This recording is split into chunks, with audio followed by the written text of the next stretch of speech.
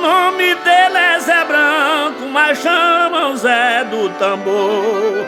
De Barra de Santa Rosa, nasceu lá e se criou.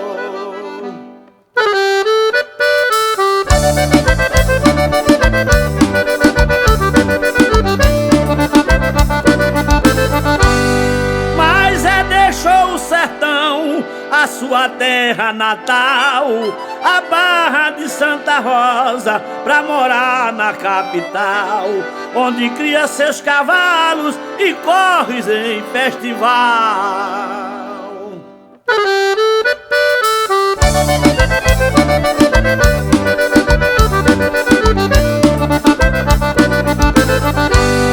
Seu cavalo de corrida, bomba velha e formigão, de puxada e de esteira, cavalos bons de morão. O Zé Branco está feliz, deitando o gado no chão.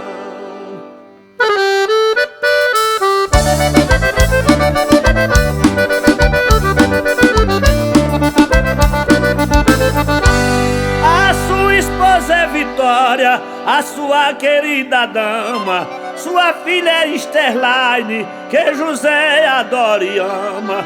A mulher que ele adora e faz carinho até na cama.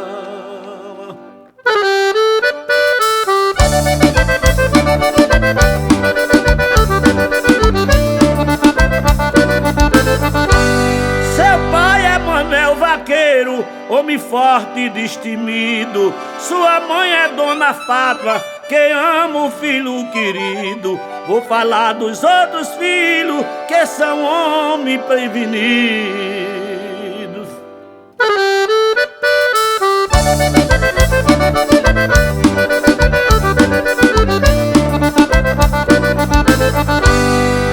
Os outros irmãos de Zé Branco, Josimar é enfermeiro, Zé Antônio é prestanista, amigo bom verdadeiro.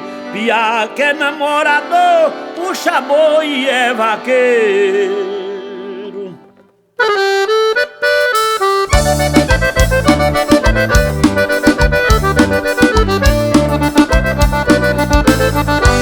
A sua irmã é Socorro, pessoa maravilhosa. Também tem a mocinha, outra mulher valiosa. A família de Zé Branco, de Barra de Santa Rosa.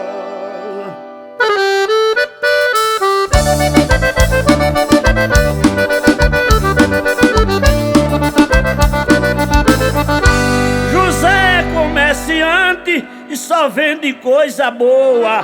Tamboaria Procópio, lá não tem nada à toa. No centro de Cruz das Armas, na capital, João Pessoa.